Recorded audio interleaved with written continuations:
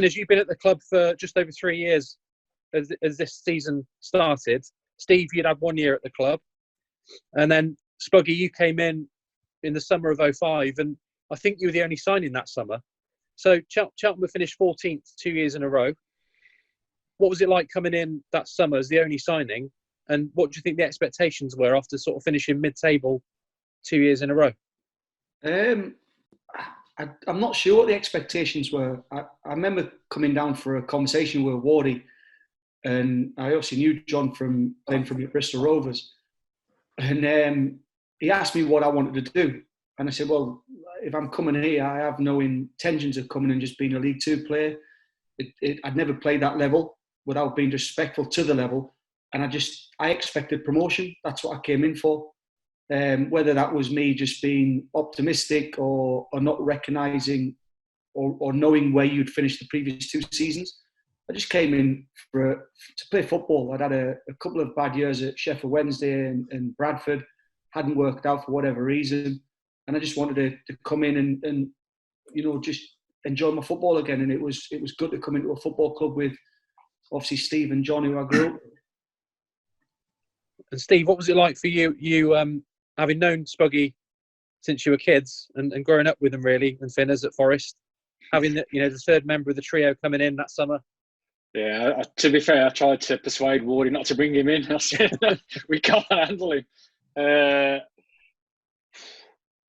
Pleasing from that perspective, because I think initially when it was muted, I was going to join the club off the back of a good spell at Hereford and chatting to Finners for a number of years, and it was great to see Spuggy come in. But I probably think from my own personal memory, I don't think the most optimistic would have probably thought we'd have got promoted that year. I think we all probably hoped we'd do better than 14th and maybe flirt with the playoffs and be up and around in that area, maybe nick the last playoff spot. But I don't think anyone, I might be totally wider the mark here, thought we'd actually get promoted in the way we did. And I think we lost a couple of players at the back end of the season before, and I think we'd probably got a decent mixture of youth and experience. But I can even remember, Spence and Kay, and possibly even the season before that, there were rumours about them two going, and John wasn't quite convinced with them. But then that season, 2005, 2006, there was a lot of things just seemed to click into place. And dare I say it, I don't want to give them too much credit. Maybe the two lads on the phone call, old Ginger experienced one coming in at the back, and Finney sort of a stalwart that'd been there for a few years. Probably that was the glue that gelled everyone together. Yeah, Finn, as you'd been through a lot early on, hadn't you? You got promoted, having come in the March, 102, great start, scoring at the Millennium. Then you were battling against relegation and just went down on the last day. And then it was all about stability after that, wasn't it? With those 14th place finishes, a lot of changes of personnel as Wardy rebuilt the team. So what were your expectations? Did you expect to be challenging that season? A bit like the other guys, I can't remember I don't think anything was set out at the start of the season. The expectations. I think Wardy's philosophy was always let's do better than last year, and a top half finish would have probably been seen as a progression, only slight, but I think it would have been seen as a progression. But now when you look back at the players and the squad we had, I think we probably didn't realise that we probably could have done a lot better than we did, or even maybe played a little bit more football than we did at times and things like that with the players that we had. But you don't realise that until players go on and have better careers elsewhere and things like that. Obviously players like Grant moving on and Brian Wilson and players like that going and playing in the Championship. JJ moved on. And I think Spuggy moved on, came back. But we had some good players in those days, and just for whatever reason, it never quite clicked until 2005-06.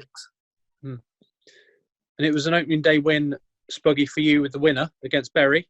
Didn't score prolifically, did you? But you scored some important ones, and that was a great start for you. And can you remember when you started thinking, this is actually a decent team here? Well, it definitely wasn't that game because I was terrible.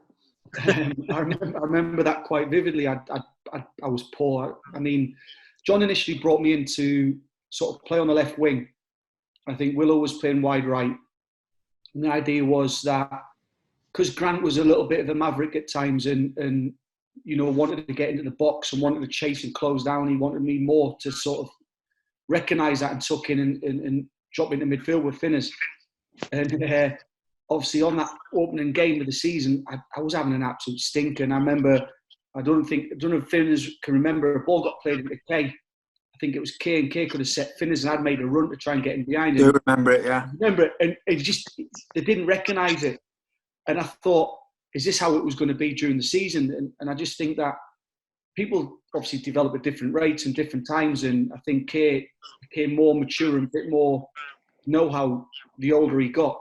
Whereas coming in and scoring on the opening day of the season was great, but I just thought, I can't keep playing like that. I mean, I think I'd done my neck as well pre-season. So I've been seeing Richard Brown, chiropractor, because I'd had a stiff neck. I couldn't even bend my neck to a certain, way. So it was good in that sense. But after the first game, you can't get too high. I don't know. It's a difficult question to ask. What do you expect? I don't know. You don't know until the games start ticking away and start obviously winning games of football all the time.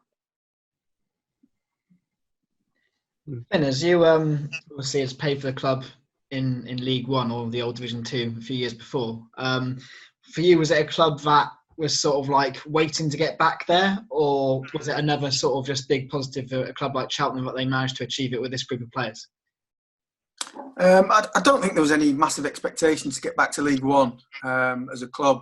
Obviously, you have that sort of desire within a changing room, or within the confines of the dressing rooms with your manager and the players and the coaches and things like that. But as a club, I always remember going back to early days when I lived at Paddy Wood's house, one of the directors at the time, and the first thing he said when we got promoted to League One the first time was, "That's brilliant, because that's a minimum of 2 more years in the Football League for Cheltenham Town."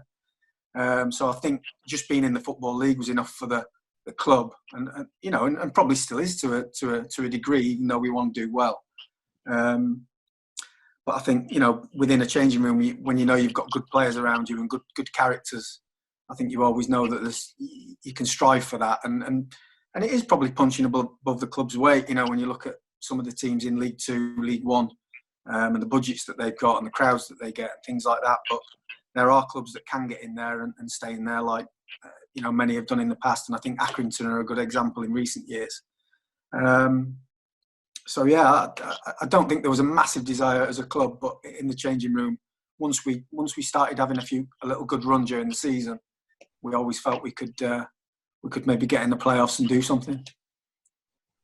Yeah, Steve, you mentioned Kay and Damien, and Wardy had four top strikers at his disposal, really, all very different. Stephen Gillespie and yourself, the other two. And a lot of different combinations were tried that season, weren't they? What was it like, all three of them offering some different things? What was it like playing up front with those three? A nightmare, because I never thought I'd be picked every week. To be fair, for Wardy and Keith, it must have been their dream. You know what I mean? You've got four strikers who all offered something different, like you said, and depending on the team we were up against, he at times would rotate, and quite often he'd give you a reason, and sometimes he wouldn't. He'd just be like, "Well, I'm changing it for this reason." And like John, sometimes he'd give you a reason, he'd be quite in depth with it, and other times he'd just tell you that you weren't playing.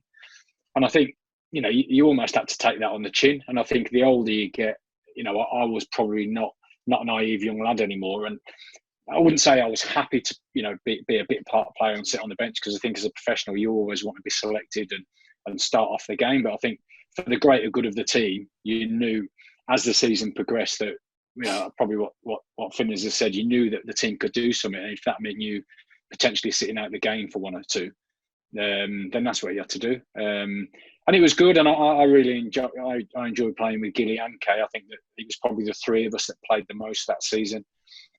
Kay seemed to really come into the fore and probably earned a move not so long after that.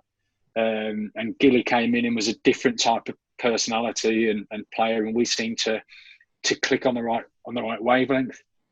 Very intelligent. I like the way he played, and we seemed to complement each other, as did me and Kay. But you're right, two totally different people that I tended to play a lot of games with.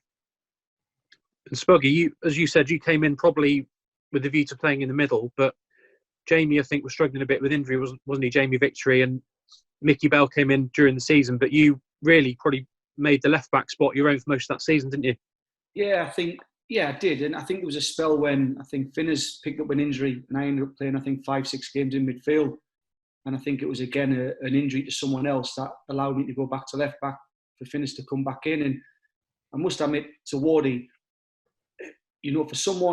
for a manager who wants to pick his best players, because undoubtedly Finners was a captain, did lead by example, and was a good bloody player. But when a team won, he didn't often change it.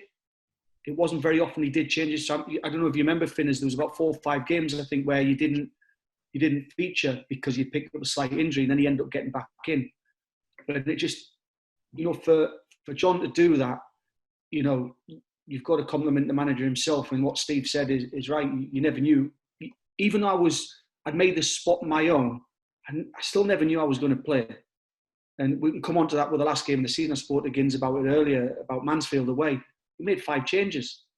And we won 5-0. And I was in the stand, Steve was on the bench, and I'm thinking, I'm not playing in the playoff finally. I'm not going to play in any of the playoff games. I've played every game that season, more or less. And so John kept you on your toes. So whether I made it my own or didn't, I was still fearful of Jamie coming back, potentially getting fit. Willow could play at left back. Jerry played left back every now and again. And so you were kept on your toes, because I thought we had a decent depth within the squad. Yeah. And quite often when Cheltenham have had a good season and been challenging for promotion, they've also had a good FA Cup run. And they certainly did that year. Well, you had to do it the hard way. Some of the teams you had to beat to get there, but I think you beat Carlisle, Oxford after a replay, Chester, everyone will remember the replay there, and then the dream tie really at home to Newcastle. So, Finn, as I start off with you, because you did have a cracking game against Newcastle, but how much did the FA Cup build the excitement about the whole season and give everyone a lift and a boost?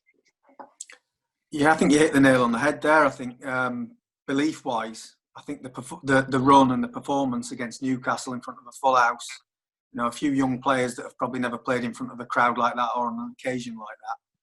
I think we sort of, even though we lost the game, which was disappointing on the day with our performance, I think it taught us a little bit about ourselves and the resilience and how hard we made it for Newcastle. And I think everybody started to believe then. And we also, looking at some of the younger players, we thought, these boys can cope with it. Players like Birdie, I think Grant was out suspended or injured at the time. So Birdie stepped into midfield, did a good job. And sometimes when you look at younger players coming into occasions like that, it's a real test of their personalities and characters. And I think they all came through it. And I think that was that early January, John? The Newcastle game? End of January, I think. Yeah. End of January, was it? Yeah. So I think by then, that performance just cemented it. And in our minds, we thought, we can do something here.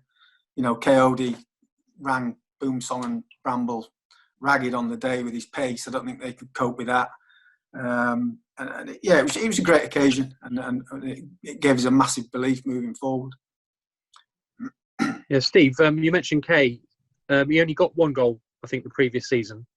And then suddenly he really came to life that year, didn't he? Caused a lot of problems to Newcastle and got his move at the end of that season to Barnsley. But with his pace and his height and his strength, did you were you given a different role? Were you sort of more of a link man, almost to link the midfield with the tackle? Was it still all about goal scoring for you? Well, I'd probably say both, to be honest. But I think the way that Kay played definitely complemented my game, because exactly what Finners has just said, he'd run in behind so much because that was his game, and it wasn't necessarily his strength coming to feet, where mine probably was. I think what we were having a giggle with at the start, I never had any pace, so there was no point in me running in behind. So for Kay to do that was a godsend for me, because he'd always attract at least one, and the way teams defended back then and even now, they tend to do it with a +1. So he'd create more space for me to come in and link, which, you're right, it is perhaps a downside, because quite often, and I still laugh about this with Wardy now, that whenever the way we played, we tended to be with Brian and JJ, when the balls would go beyond and get the balls in the box, I was chasing my tail to actually even get in the box. So quite often I wasn't in the hustle and bustle where the balls were dropped. But again, some of those things you just got to take on the chin. And if the manager's happy with the way you were playing, and John was quite cute like that. Sometimes I can remember, quite often, we laugh about 65, 70, 75 minutes. He'd give me the wink and I'd go, Christ, here we go, I'm coming off again. because I'd be cramping up and I'd have ran myself into the ground. But, you know, he'd put his arm around me, put my link, and he'd say, well done. And for me personally, that was probably enough. Just a little comment to say, great, I appreciate what you've done, whether I'd scored or not. That was enough, because you know you'd get another opportunity. But I think Kay and Spence really came into the mould that season. I can remember a story that John told in terms of, I think he asked the defenders, didn't he? Finners, Spuggy, remember at the end of the season before, he was like, well, who's your most difficult in training? Who's the most, who's the opponent that roughs you up and gives you so many hard times? And it was always Kay and Spence, because of the type of playing styles they were. And I think off the back of that, really, they both got another year. But sometimes that's what you need. It's a little bit of longevity. It's a little bit longer training and playing with, you know, senior experienced footballers, and that's what they got. And that sort of 40, 50 plus games they both had that season enabled them to push on tenfold, really.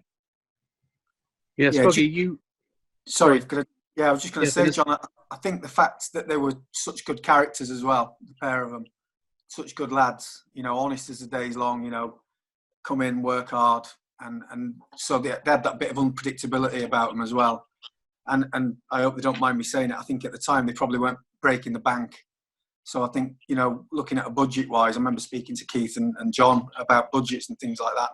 Not that I would often, but they said sometimes you've got to have players on slightly less who might not be able to do this or that. And I think probably Kay and Spence might have fitted into that category at that point in time when that contract was given. But again, like the lads have said, they bloomed that season. I think Spence got more win bonus than anyone else, and he spent most of the time on the bench, I think, because he took part in literally every game we played in, I think, that year. Yeah, but, all 61. Yeah, so, you know, there you go. He was reliable. You know, I know he picked up injuries now and again, but generally he was available. And they both gave good value, and obviously Kay moved on to bigger and better things. Yeah, Spuggy, I was just going to ask about Shearer, because they had a full-strength team out. I remember Souness was under a bit of pressure at the time. And you're all at Forest, you know, you'd all been with some top players and been in the Premier League. But what was it like having Shearer come to Wadden Road and play against him? Although he was coming to the end of his career, it was he was still a huge name, wasn't he? Yeah, of course it was. I mean, I think it doesn't matter who you might any of us have played against in the past. You always feel a little bit in awe of the character or the quality that's, I suppose, on the football pitch. Prime example, I remember going to Ajax to watch training with Dean Gorey. Dean Gorey was under 18s coach. I played with him at Huddersfield. And I'm sat in the cafe at Ajax, and sat behind me is Dennis Bergkamp, Ronald de Boer, Frank de Boer, Reggie Blink, all these people. You just dropped that name there, Spug, and another name. You keep dropping them names. No, but what I'm trying to say is, like, I'd played against these guys, and I felt in awe, sat in a room literally an arm length away from someone of legendary status, and you sat there thinking, so it doesn't matter who you're playing against with, you've got to show them the utmost respect. I think the problem with the Shearer and the Newcastle thing, I'm a Sunderland fan, and I think Dean Saunders was assistant manager at the time in that game, wasn't he? Dean was, yeah. And I did an article in the press about Souness, and it might be his final game if we beat them. And I remember Lee Clark having a pop at me at half time. Be careful what you say in the press, but I was it was pulled out of context. My main concern was to actually try and smash Shearer within the game, because I owed him he put some stitches in my head in a game I played against him, and I tried to get him back, but I left it too late. I think I tried to kick him in the last 3 minutes of the game, which would have been pointless. Brilliant. Well, let's jump forward now from that brilliant FA Cup run, which ended at the end of January, to getting that into the playoffs. And I think you did it with a 2-0 home win against Notts County, didn't you? Just before that Mansfield game that you mentioned. So you did it with a game to spare, and that was a good occasion, wasn't it, to book that place? I remember Keith Downing getting a bit of a soaking off Michael Whittington after the game. But what all three of you, what are your memories of that day against Notts County? I can't remember a great deal about it. I remember sealing it that day, and I remember it being against Notts County. Was it 2-0? Did you say 2-0? 2-0, yeah. Yeah, I remember scoring early on. Did you? Yeah. Well, you got the other one, John. Ashley Vincent scored the other one. Ash. Yeah. I can't remember either of those two goals, but I remember it being a good day and obviously cementing that place. Yeah, I can remember mine. It was a header, I think. I think Keynesy crossed one in and it was a header from about the penalty spot, something like that. And that was, you might know, John, it was about 5 minutes in the game. And I think... Yeah, early on. Yeah, and Ash scored quite late, I think. Yeah, and even then, when I wouldn't say on the crest of a wave, but when you went 1-0 up against them, I think we had a decent crowd. It was a sunny day. And it was almost then as if, I think Notts County, dare I say, had almost accepted it, coming to us who were in the hunt for the playoffs, and it was like, oh right. And I think we played reasonably well, but nothing like that we could do to our potential. But you knew almost throughout the game that was it. Even as players, I can definitely remember thinking we're in the playoffs here, unless someone's absolutely disastrous and lets a mistake, or a slip in the last third. I remember it being fairly comfortable. They were fighting relegation, Notts County. Were they? I actually started pre-season there because I'd agreed a deal to go to Notts County at the time. So they had some experience within the side. Rob Ullathorne was there. Richardson, the centre-back, who's been there years. They weren't a bad side. They had some decent players, but I just remember that I think it was comfortable. I don't really think we were troubled as much. I think the relief at the end of it was quite good to see. I thought the Wits, Soak and Keith was after the second leg of the playoffs. That's how much I remember. I think it was after Notts County because he ran him on the Monday. Yeah, I think there was a little celebration on the pitch, wasn't there? Yeah, Keith and the Wardy and all that. Yeah, I can remember because I think obviously the Mansfield game meant we were away. So that was like the last home game of the season. We did, I wouldn't say a lap of honour, but almost like a half mooch over to the fans at the bottom bit, and we sort of gathered as a team, didn't we? And I can remember the pictures of all the champagne going everywhere. And did we? Well, we had water bottles. We had water bottles, didn't we? We weren't allowed champagne because of the. Not won anything. Yeah, exactly. Did we? Is that the time we carried the banners round, John? We thank you for your support. I remember that was after the Brighton game, I think. 1-1 after the end of the following season. I think. The League One. Yeah, I think so. I don't know if Wardy did it before, but he definitely did it that day. Yeah. But you mentioned the end. It was the last home game. The awards were given out. Brian Wilson got Supporters Player of the Year that year, and a lot of people chipped in. But he probably did well in a position that not many people would have expected, didn't he? And he got plenty of goals that season and spent most of it probably in front of you, Spuggy, on the left wing. So, what do you think of his sort of adaptation from a right back to a left winger? Well, you would never have thought he was a right back because he never came back and defended as a left winger. I'm sure Finnigan and wasn't it? He was Willow was brilliant because he was so quick, and I don't think he's the sharpest tool in the box, but he's a great lad. And you'd give him the ball or you'd run past him. The problem I had is I used to run past him and then I had to run back past him because he didn't want to defend. But going the other way, harsh. Yeah, harsh but true, Finners.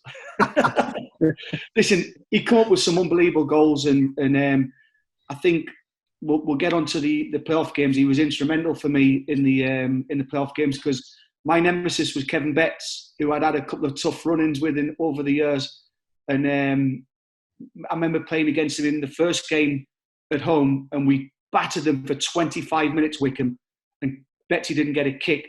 And then for the next 60 minutes, he destroyed me. And I remember Wardy coming at the end of the game saying, like, basically, called me a disgrace. Like, that was shocking what you're playing at. And so I had not a fear factor of him. They were talented side Wycombe. So when we get to that, we can talk more on it. But Brian was instrumental in a lot of things we did, obviously with shape work and for me especially, because obviously he was a lot quicker than me. There was the 5-0 win, obviously, over Mansfield before the playoffs. Form-wise, it was fairly good before the playoffs. Did you feel like you were going into the playoffs in a good place? Did you feel confident you were going to do it, or was it the usual playoff thing of whoever performs well on the day is going to be the ones that get through? Shall I do it? I think Wardy went into it deliberately resting some key players for the following week, but I think he actually caused himself more problems because of that result. I think he went into it going, Jesus, even dare I say the backup, the substitutes have come on and beat a Mansfield 5-0. And I think he probably left himself more problems to deal with rather than going with the same team. But you're right. I think even so, you sat back and I think probably out of a squad of, 18, 19, 20, he could have probably picked any starting 11 to have started those playoff games. And really, and I've been in this situation a number of times. You can have an argument as a player. If a team's just won 5-0 and the manager says you're sitting out, you just got to go. Well, you just got to grit your teeth and get on with it. Because I think, Steve, you were the only one of you three. I think, Steve, you started, didn't you? And Spuggy and Finn, as you were given the afternoon off. Yeah. So 5-0 and I didn't score again. That's probably about right. Yeah, to be fair. But Bernie got his first goal and from the penalty spot, didn't he? And Gallagher's made his debut. But I think he was always going to go back to a bit more of the experienced players in for the playoffs, wasn't he? Even though it made it difficult for him. Yeah, but like I said earlier, he kept us on our toes, and because of the boys winning 5-0, I'm sat in the stands and I'm thinking, I might not even play in the playoffs because listen, Nicky Bell was a good player. He had a lot of experience as well, and I'm thinking I might not start these games. And I remember JJ sat out as well, so there was 5 of us, but then JJ didn't play any part in any of the chicken playoff pox, games. didn't he? Chicken pox. Yeah, he missed out completely, didn't he, JJ? Because of the scare, he didn't want to spread it around. Yeah, I felt for JJ, to be fair, because he was a good lad and he worked his socks off and he'd had a good season. You said there Brian got the Supporters Player of the Year award. It could have gone to probably 5, 6, 7 players that year. There were so many key players, in that promotion. But JJ, he was unfortunate. I think he chipped in with a few goals, made quite a few goals, and then unfortunately missed out with the illness. And like you say, I think Wardy decided to keep him away from the training ground in case it spread. And that was an opportunity for Ash Vincent. And like you say, he came in and did a good job in both semis and the final in the end. So the semi-final first leg, it was a Saturday early evening kickoff, wasn't it, after the FA Cup final, which went to penalties. And I think, if I remember correctly, the kickoff was delayed a little bit because they wanted to finish the penalties. Gerrard obviously turned it round and Liverpool won it on penalties. So what was it like for you three, preparing for the game? Do you remember having a bit of a delay before getting out of Adams Park and playing the game? I can't remember. Yeah, I can remember they were showing him in the media room at the back of the side of the tunnel. And I can remember coming back in from the warm-up or somewhere and it was going through. So I can remember just, trying to find out what the result was and just try and catch 30 seconds of it. But I can remember we were sort of hanging around for quite a bit. And then another sort of vivid memory again about the fans. They had all them stupid clappers. Remember those blow-up clappers? But they used to bang together. And I can remember that echoing, especially on the far side where they had that double stand, the two-tiered stand. And I can remember that just going around for quite a long period of time in the game. Yeah, I think it was Higgs's birthday that day as well, and you obviously all got the nod. You all started. I didn't remember Higgs's birthday. I remember the day, obviously, because I think we saw we were watching a bit of the game early on in the hotel. I think we watched a bit of the first half before we made our way to the ground. And then most of us were focused on our game, but obviously Steve wanted to know what Liverpool were doing. And Spuggy, you touched on it earlier. The Wycombe had a really, really good team, didn't they? They had Russell Martin, Danny Sender. You go through the whole team. Rob Lee started, didn't he? Didn't last very long. We'll come on to that in a minute. But, Tommy Mooney, you go through the whole team. Bloomfield, absolutely talented team. So I would say that they were favourites, weren't they? Probably with the bookies. Yeah, I mean, I think we got beat off them at home. No. So did we at home? Beat them at home. Beat them home and drew away, was it? Yeah.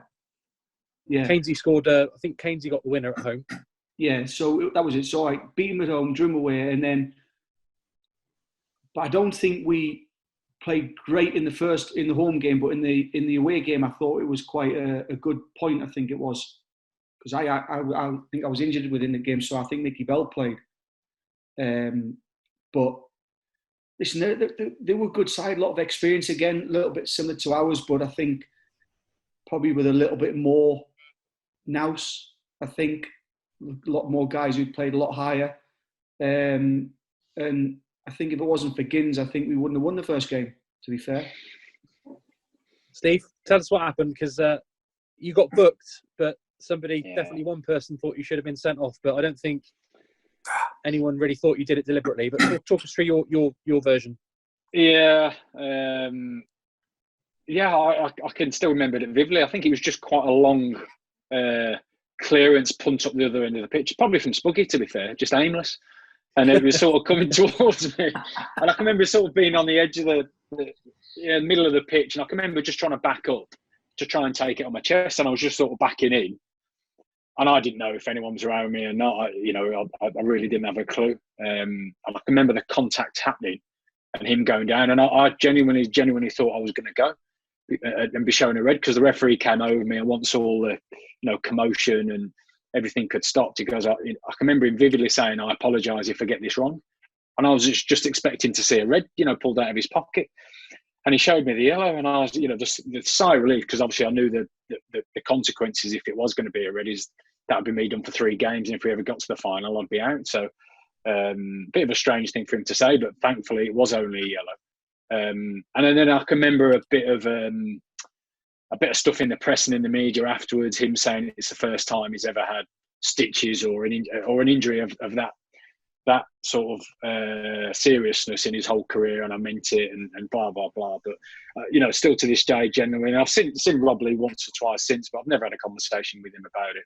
But there was no intent, no malice. It was just a genuine attempt for me to go with the ball, probably quite clumsy, but there was no malice intended at all. And I can remember almost apologising to him within the first 5 minutes in the second leg, but I can remember him piping up on the pitch saying, a bit like Spuggy said, "Oh, I'll get you back," blah blah blah, and I was just like, "Oh, fine." He's obviously taken it to heart, but yeah, no malice at all from my behalf. Quite unfortunate, but it seemed to work in our advantage, definitely. Yeah, and it was goalless approaching half time, and then Finners, talk us through what, a long time ago now, but do you remember that moment clearly when you put Cheltenham ahead? Yeah, that's one that'll stay in there, I think. Grant hit a diagonal ball, didn't he, from a free kick. I think Duffo got on the end of it, little nod down, and just managed to get ahead of, can't remember, Bloomfield, I think. Just got ahead of him, had a touch, and just hit it, and kind of just hit it across the goal, really, half expecting someone else to come in and knock it in. And I think it went through Joe Burnell, who'd come on for Rob Lee, actually. Went through his legs and into the far corner, so... And then I just got mobbed, as you can see behind you now. But, yeah, good feeling. It was a good night, that. I think a typical sort of Cheltenham away performance, I think. We had to dig in at times, and I think the lads at the back, who we haven't really mentioned much, we identified Betsy and Sender, that their right-hand side before the game. So I think we've got even though Spuggy's here, and I don't like to give him credit, I think defensively, him and Brian Wilson had a key role in that semi-final, stopping those two. And although they still look like decent players across the 2 legs, I think they didn't create anything clear cut, and those two worked their socks off to stop them. But yeah, the goal will just like Steve with his as well. As I expect he'll never forget. Good feeling.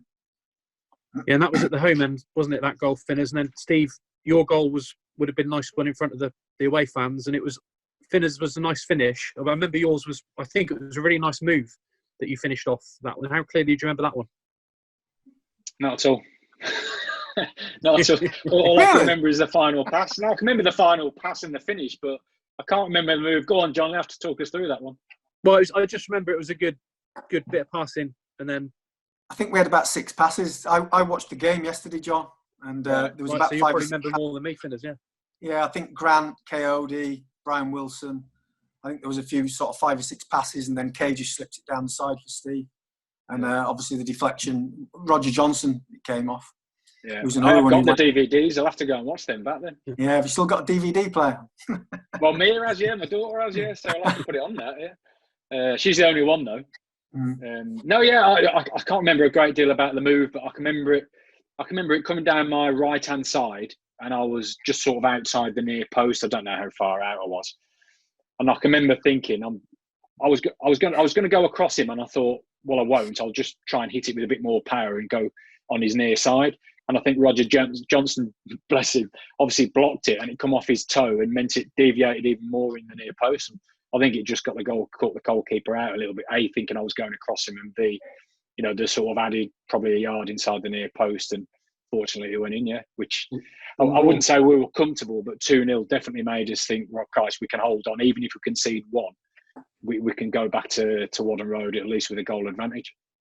Yeah, I think Shane Duff, as you said, Finn, has had a cracking game that night, but he missed a good chance to make it, well, probably before Steve's goal, to add another one in. But 15 minutes to go 2-0 up, he did really look like he was in a strong position. And then just in the final seconds, it just changed slightly, didn't it, with a bit of Tommy Mooney finish. So, Spuggy, what do you remember about that one?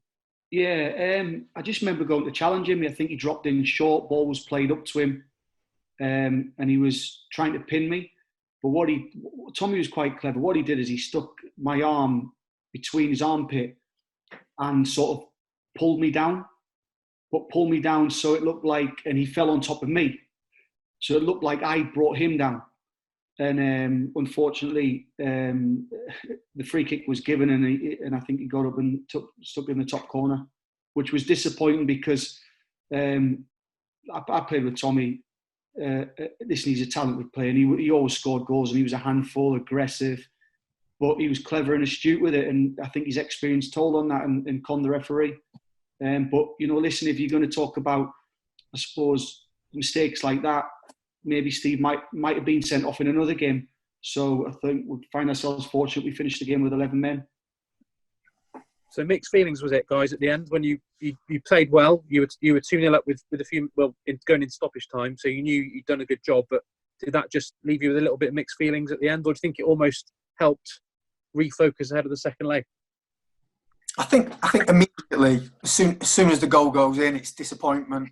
When you come off the pitch, you're disappointed because I think it was literally less than a minute to go after that. The ref blew up. But I think if we'd have gone to, before the game, if someone would have said we were going to come away with a 2-1 win back to Whaddon Road, we would have been delighted. And if we'd have come from 1-0 down and 1-2-1, I think that's what Wardy was always good at, spinning things around and saying, look, if you'd have been 1-0 down and 1-2-1, how would you have felt? So don't let it affect you, that goal. And actually, looking back now, it probably just made sure we were on our guard that little bit more coming into the home game. I think just going in at 2-0, you might feel a little bit too comfortable. At 2-1, you're still on a knife edge. And, I think that really helps us keep a clean sheet in the second game. Yeah, I think irrelevant of the score, if you'd have said would have won 2-1, 1-0, 3-2, would have taken that back. We would have done without a shadow of a doubt. Yeah. And it was a Saturday evening, wasn't it? And then the second leg was a Thursday evening. What's it like? What's training like between playoff semi-finals? Any different to preparing for a normal game? Was it a little bit more of a buzz, a little bit more pressure? Was it just business as usual, really? I can't remember the build-up to the games as such. I just remember the games. I mean, you tell me it was on a Thursday night, I would have thought it would have been a bit closer than the Thursday. I can't remember much about it. I remember a lot about the game itself, but with the build-up, I think it was always relaxed. I think training was. I was at the football club 3 years. I can only remember 1 or 2 sessions that I didn't enjoy. I thought training was enjoyable. Great group of lads, camaraderie, everything about it. I just felt that the way Keith and Wardy sort of managed the group with the other guys around him and the staff, I thought everything was relaxed. Any game we played. I think you probably just less prep time with the game being on Thursday. I can't remember. I presume we must have trained Monday, Tuesday, Wednesday. But on the back of that, and the game being Saturday night, we wouldn't have done anything too heavy or physical or intense. It'd have probably been quite light, a little bit of a social on Monday, and then Tuesday, Wednesday focused around the tactical prep for Wednesday night. But it wouldn't have been heavy. And if anything, you don't need pressure there because you're actually going into the second leg in a couple of days' time. So I think probably between the two of them, in John and Keith, they probably did a good job in trying to deflect that away from us and just trying to approach it as if it was any other game. And just, that's all you need to think about. Yeah, and a 0-0 draw, getting through to Cardiff. What do you remember from the second leg? Was it just a case of getting the job done? Because I know Wycombe didn't have as much success going forward as perhaps they would have liked to in that game. Obviously, reflected by the fact they didn't get on the score sheet. Well, I can remember getting battered though. I can remember being without the ball for large periods. I was the same. Funnily enough, when John asked asked me to do this with these guys now, I thought I'll have a look at those games. So I actually watched them. And my recollection in my memory was that we got battered for 90 minutes in the home leg and never had a kick. And, we were blocking things on the line and throwing our bodies in the way and everything. And actually watching it now, it didn't feel as bad as that. It felt, even though they probably had 60-70% possession, they didn't do a whole lot with it. But we were very deep. And again, I think Keynesy and Duffo and Jerry and Spuggy, and I think the whole team it was a proper defensive job, which we probably didn't want to go into going into the game. We probably didn't want to defend like that, but we had to. But for all the possession and everything else and the nice football they played, they didn't get too many clean-cut chances. And actually, Steve had the best chance of the game. I don't know whether you remember it. Flashed in from the right-hand side, and you just needed a solid side foot on it. And you I think you tried to swing your foot at it, and it went over the bar. I think Ash had one saved by their keeper. Brian Wilson had one saved. So we actually did a lot better than I'd remembered, actually watching it back, even though, I wasn't looking forward to it either, watching it, because I remember thinking Rob Lee had ran the show. And I hate watching games where their midfield have ran the show. And he did. He had some lovely touches, and he was dropping his shoulders and things like that, and throwing me and Grant off different directions. But actually, in terms of affecting the game, creating chances, and I don't think Higgsy had that much to do. I can just remember lots of crosses coming in, especially towards the tail end of the game. Quite a lot of things fizzing around the penalty box, but for whatever reason, they just didn't seem to connect with them. So there probably wasn't too many gilt-edged chances. No, I think we had all the rub. The ball always tended to drop for us. I think it was almost in the stars. It was like our name was on it, because I think across the two legs, like you say, Steve might have been sent off. Having watched that again, it was an absolute. There was no malice. He didn't throw the elbow. It was literally just he got his arms up, and as he was coming down, he just caught him in the face. But yeah, I think Wycombe could probably feel hard done by. They might have been the better side across the two games, but we had a knack of defending well and winning games when we weren't at our best. Michael Taylor played a bit at the back earlier that season, and Michael Townsend had a run in the team. But by the end of the season, it was Duff and Keynes, and they were a decent partnership, weren't they? Particularly in that game. In the semi-finals, them two were. Yeah, I think Shane got man of the match away at Wycombe, and Keynesy got man of the match in the home game, and that was fair. They both in both games, the whole back four and defensively as a team, we were at it, and we showed a lot of resilience and a lot of desire. And I think probably those two as well, still probably quite young. I don't know how many appearances Duffo had made by then, but Keynesy had only really had a few years in non-league, but nothing much. Yeah. And then he came to Cheltenham and just sort of settled into the team and probably made that position his own. But in terms of, look around the leagues nowadays, that would have been classed as an inexperienced, centre-back pairing. And spattered throughout the teams you had that, in terms of Kay, and even JJ had only had a couple of years, hadn't he? And that's going back to the start of the conversation, probably a blend of experience and youth where it mattered, and it just seemed to all click into place, and we probably did have the rub of the green, like Finny says. Do you remember the celebrations at the end of that one? Yeah, I do. I think we spoke about earlier when one thing that's very vivid in my memory is Wardy came up to me at the end of the game when we won the game. We obviously got to the final, and he actually said to me, "Do you remember the meeting we had when you came to Seasons about maybe coming on board, and what you said to me?"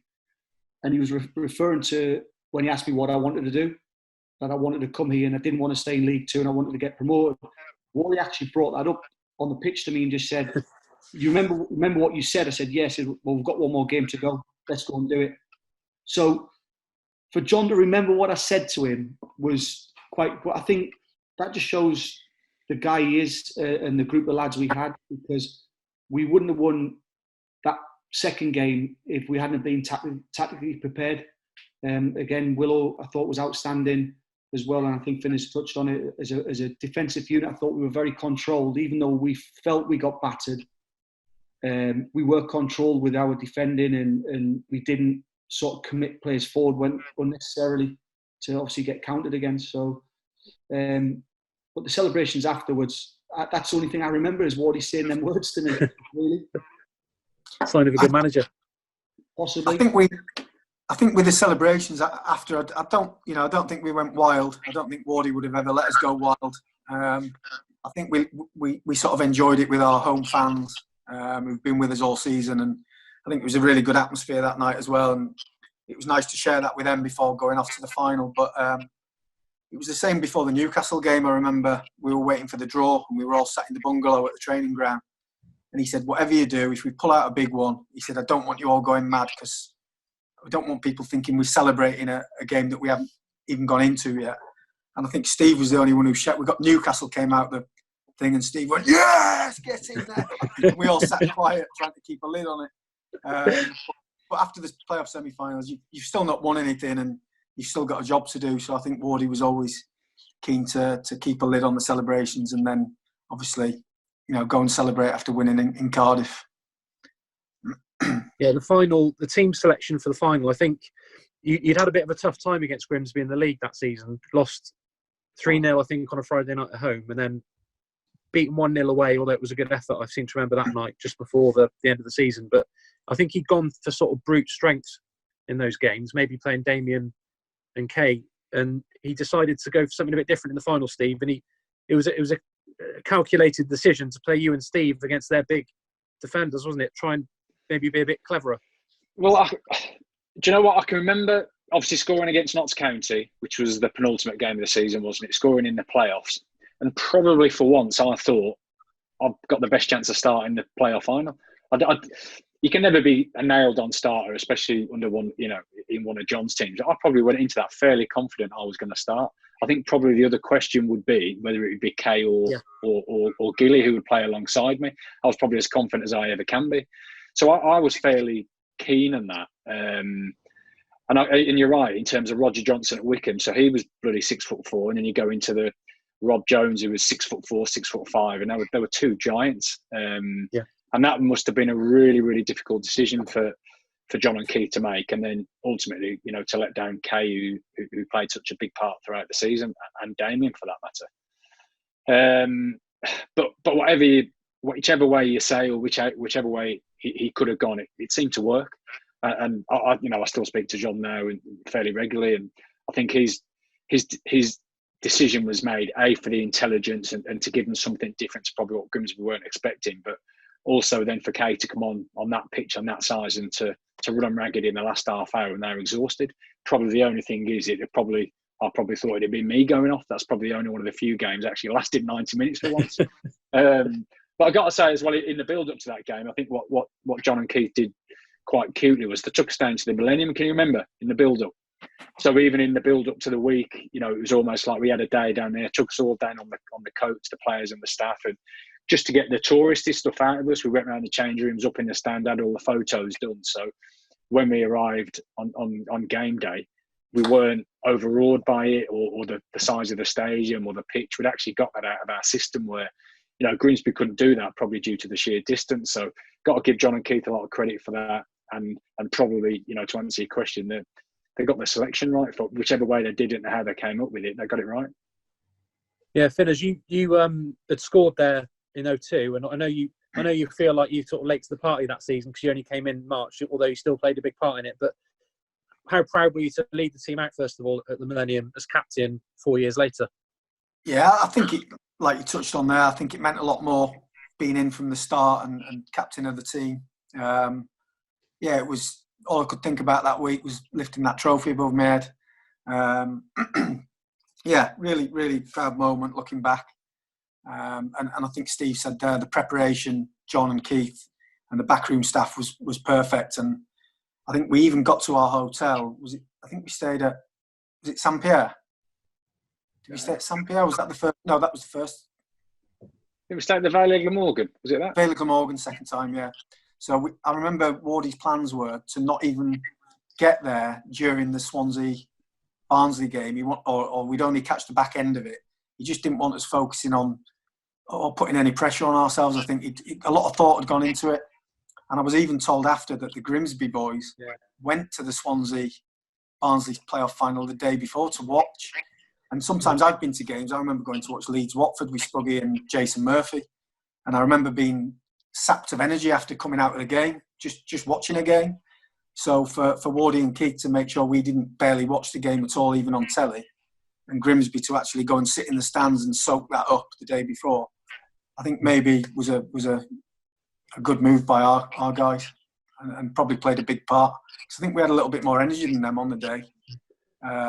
And we probably played a little bit more football than what we had during the season because, like you said, we played Grimsby twice.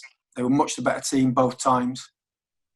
And we tried to play our normal game against them and it didn't work. So I think Wardy let us take the shackles off a little bit for that particular game, put Steve Gillespie in and asked us to play a little bit more football, and it certainly worked. So, yeah, I don't think anything can, we can't underestimate John and Keith.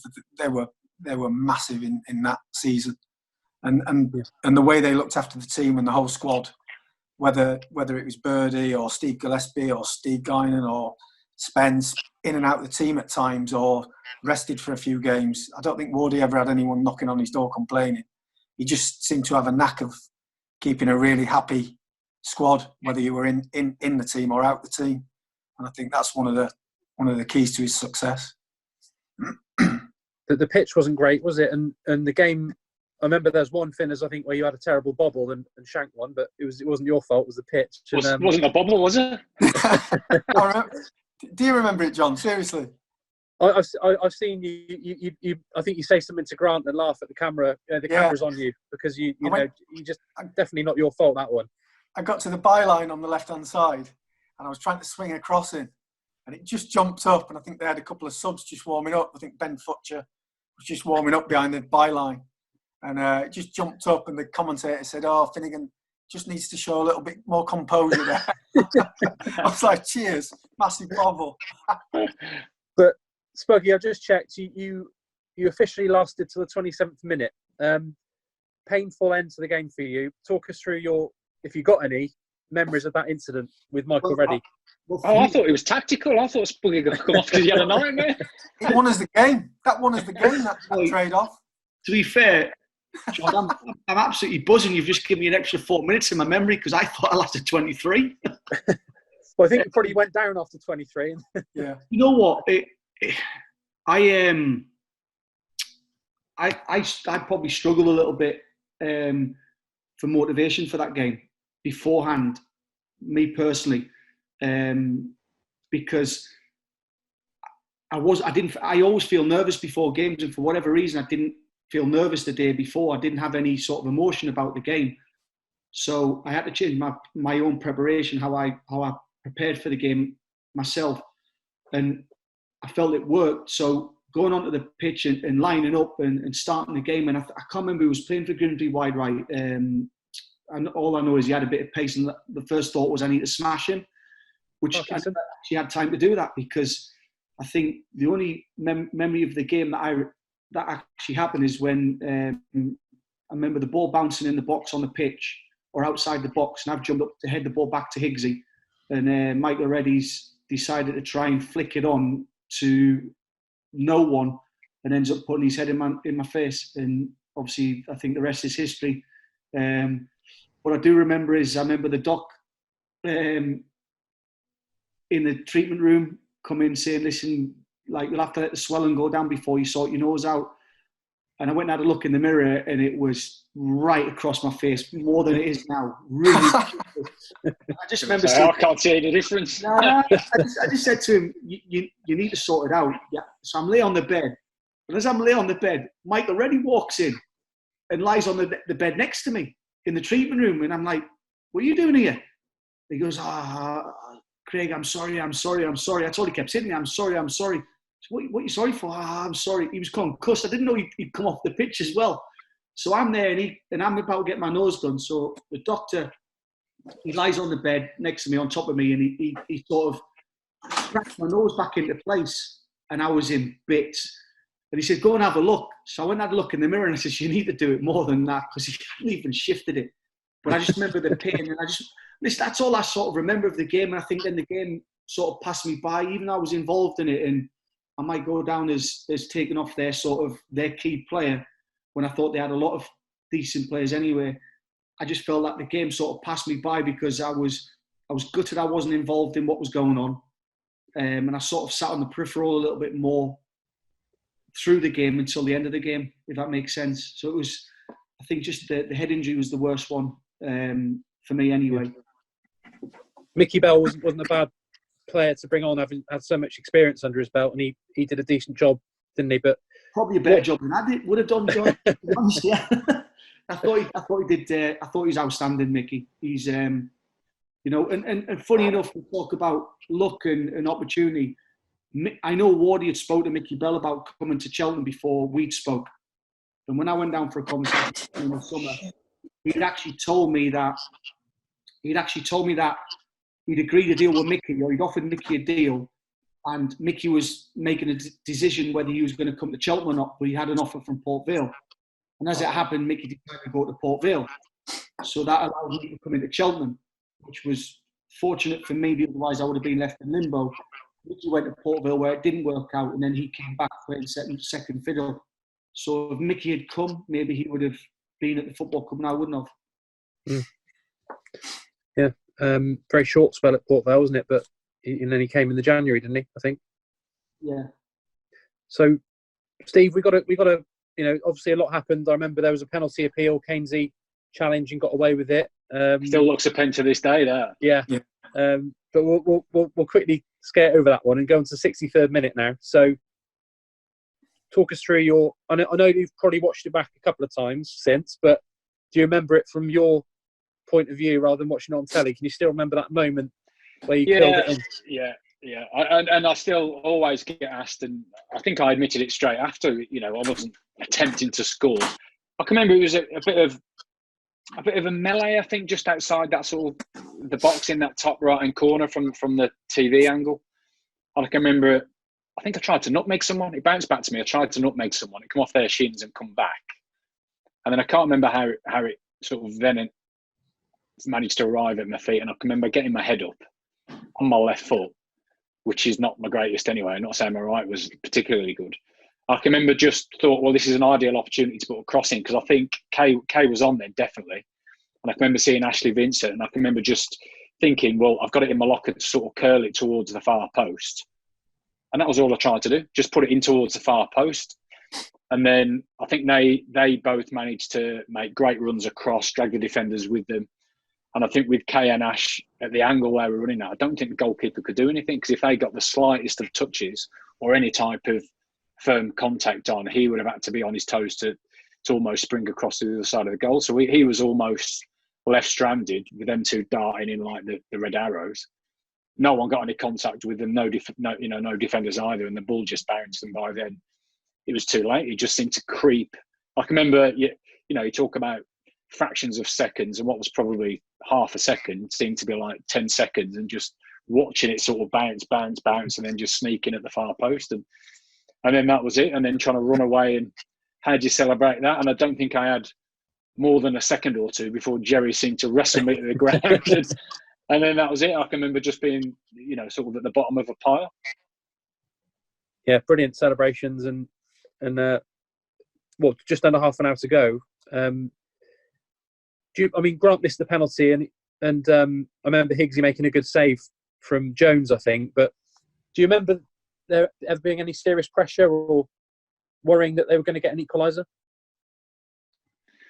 I think probably.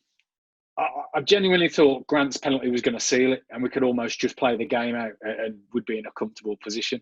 I think it was a bit like the Wycombe game. They always had quality, and especially in the attacking third in the locker, they were a threat from set pieces, because I think they had Justin Whittle, was he the other centre-half who played? Yeah. Two big bruising centre-halves.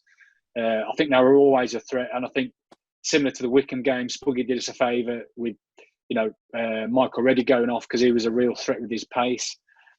But we just seemed to, I wouldn't say we took our chances, because I don't think we had too many chances, but I don't think they created a massive amount, but they always just seemed to be a threat in the final third. But as the game seemed to go on, I think almost 10 or 15 minutes to go, I might be wrong, I think it just seemed to peter out. Would that be right? I don't know. Yeah. What do you remember? I think from that, I remember the Gary, is it Gary Jones? Yeah. Yeah. I remember that header, a bit of a diving header, because I was sort of tracking him back in, and he was just the other side of me. And Iggsy made a good save to his left, I think. But I just think overall we were just better on the day. We were that bit better than them. I think Grant hit the bar, curled one that dropped on top of the bar and popped over. And then good move between Kay and Grant to get the penalty, and unfortunately the keeper saved it. I think Brian Wilson had half a chance as well at one point. But we just, I don't know, I never felt worried. Obviously, you're always worried at 1-0, but I just felt we had it on them that day. We were going to win. Yeah, like I say, they must have been really disappointed for them, because they'd finished, I think, 6 points above us in the league table and beaten us twice that season. So I wouldn't like to have been in their shoes after that game. And if Wardy was very much kept you calm after the Newcastle draw, and he kept you calm after the semi-final win a little bit, within reason, did you properly go to town after that one in terms of celebrations? I think we probably did, but again, like normal, when I've had a drink, I can't remember much about it.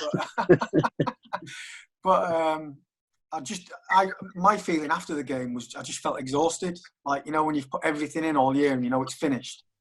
I just remember feeling absolutely shattered, and not that I was a good drinker anyway. I just didn't feel as though I could even take that much on. Just remember sitting in the hotel with the kids and stuff, and everyone sort of dancing around. We had a party at the hotel. But I didn't have much energy. Didn't have much energy for that. But everyone had a great time, all the staff. And I think it's important to point out that we've talked about the team a lot, and we've talked about John and Keith a lot, but everyone in the background around it, kit man, bus driver, chiropractor, literally physio, everybody that was around the club at that time, all the administration staff, the volunteers on a match day. I think everyone was all pulling in the same direction. And I've watched a few of the other videos from the champions teams, and with Collie and Murph and Norts and Nighty and Michael and Mark Boyland. And I think everything that they say is everybody's got to be on the same page, pulling in the same direction. I think you've got to have a good group of players, good characters, who all want to win with a desire. And we had that year. And I don't think you can ever win anything without a good changing room. If you haven't got a good changing room, I don't think you've got a chance. And that was massive. Everyone around the club was, and I think that's again credit to Wardy, because he was good at getting people on side. Yeah. And Steve, Finn, as you made a bit of history, first man to play, well, the only man, sorry, to play in both the playoff wins. But Steve, that goal, although you very honestly admitted pretty quickly that it wasn't necessarily a shot, has gone down in history, hasn't it, as the moment that took Cheltenham up. So where would that rank from somebody who's played in the Premier League in your career in terms of, key moments? Probably the most important goal because of what it led to. And I was probably a little bit different. I did get stuck into the drink that night, where Finny didn't. But it was quite muted, to be fair, because I can remember the same. No, it definitely was probably the most important goal I've scored. Probably the scruffiest, or one of the scruffiest, but for everything it's led to, and for me personally, such a big achievement. So it was great. But I think in terms of the night, I can remember having a few beers stuck with my wife, and the kids weren't there because my daughter wasn't born, but my lad was too young. But I think the single lads went out into Cardiff, didn't they? I think it was about 1 o'clock.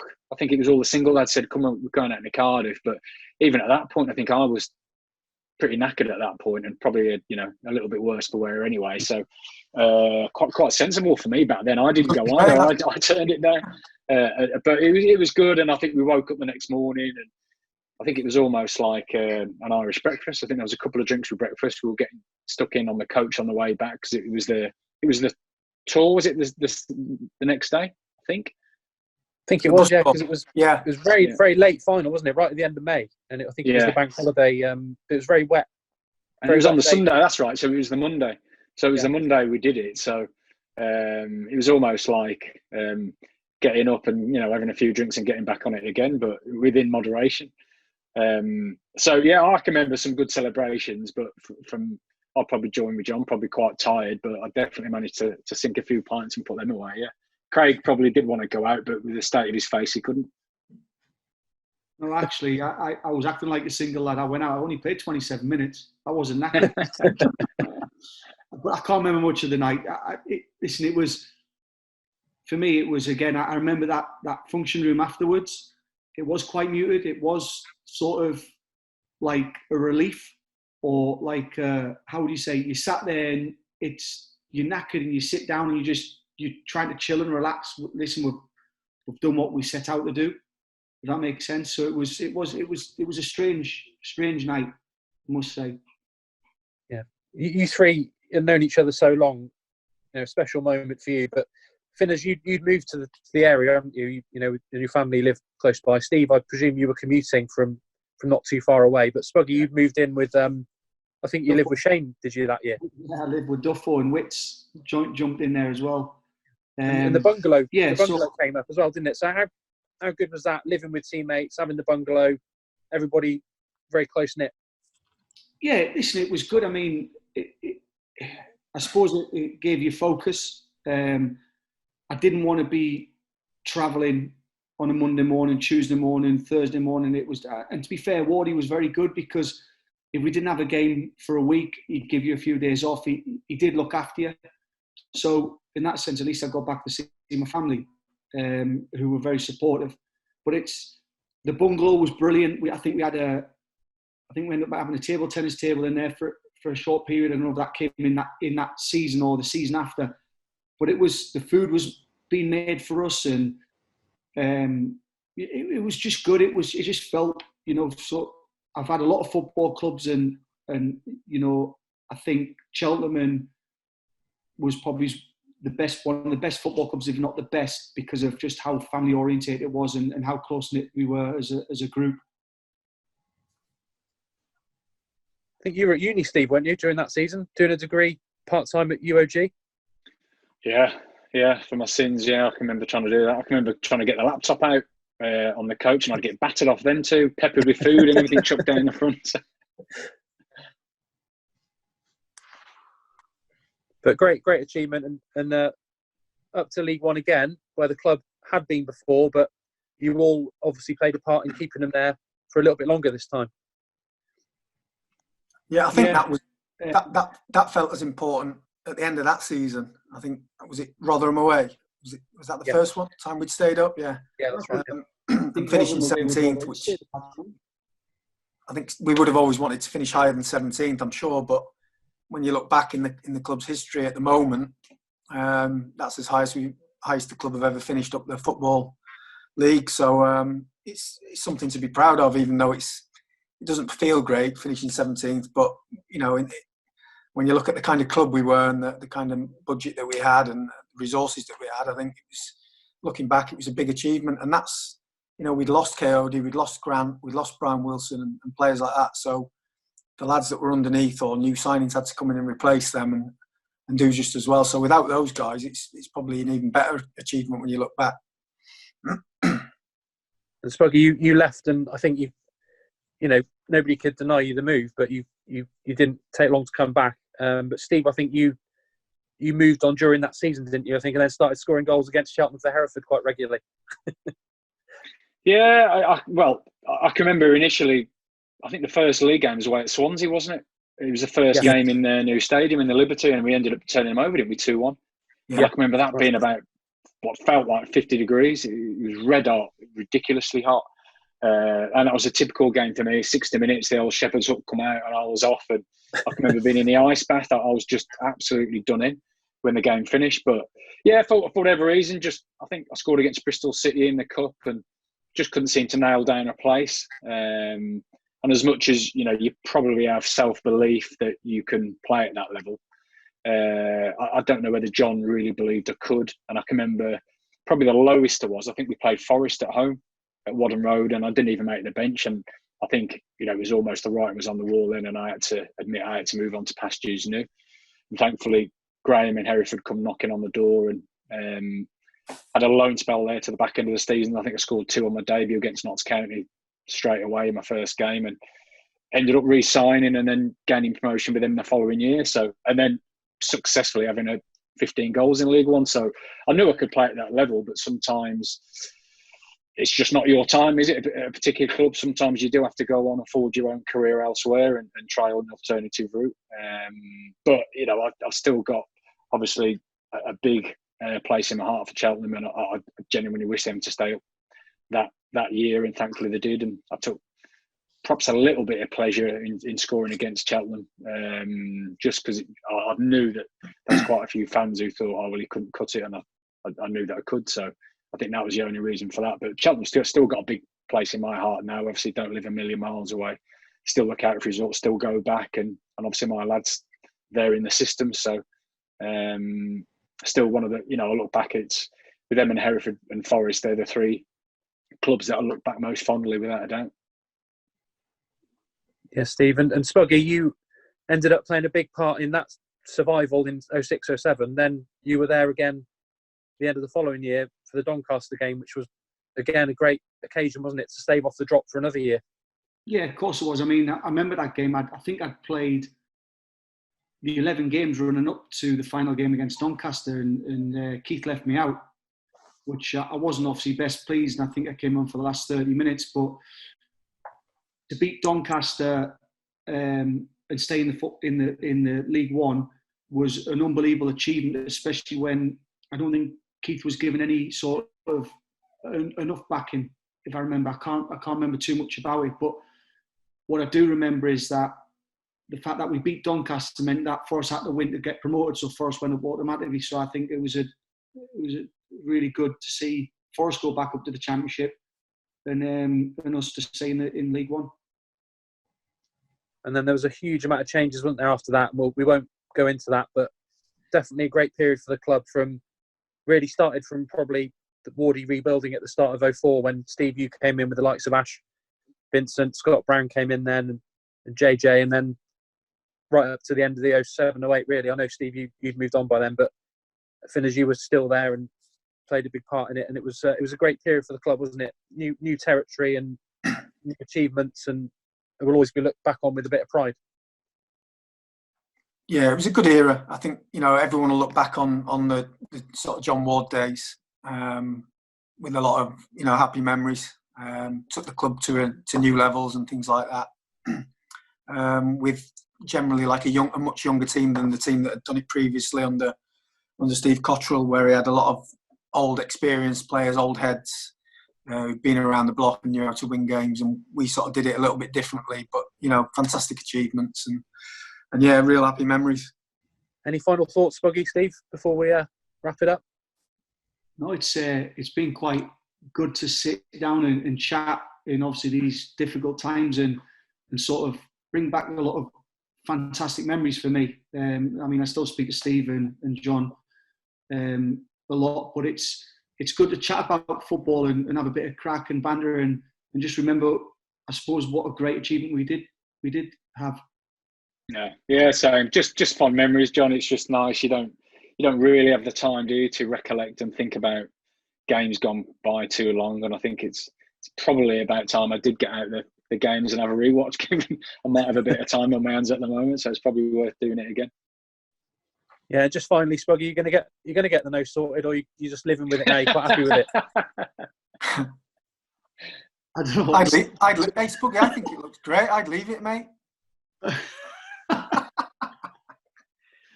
John, you've killed me there, by the way. Well, I remember you saying, I interviewed you after the game, and I could tell you were a little bit dazed because you said that was the best 3 points of the season, and then you said you're going to get it fixed straight away. That wasn't because he was dazed. There's not a lot in there. I knew it was a playoff final. Listen, I'm not bothered about my nose. It's wife's happy with it. She's not bothered. Yeah. To be honest, if he has it fixed, it's not going to do anything to the rest of his face anyway, is it? Just leave it. Yeah, I'm not one to be talking too much about noses. I just thought it was funny how you were going to get it fixed straight away, and you just it's obviously a little stupid. I did think, to be fair, John, I didn't think you were on 3D there because it's been poking me in the face all this interview. Yeah, but a little souvenir from 2006 season, and I'm sure everyone will look back on it with great memories. And it's been great to have a little reminisce about it with the three of you today. So thanks very much for your time. No problem. Thank you, John. Cheers. Thanks, Richard. Yeah, thanks for your time. Appreciate it, guys. Thanks for that. Cheers, No Richard. problem.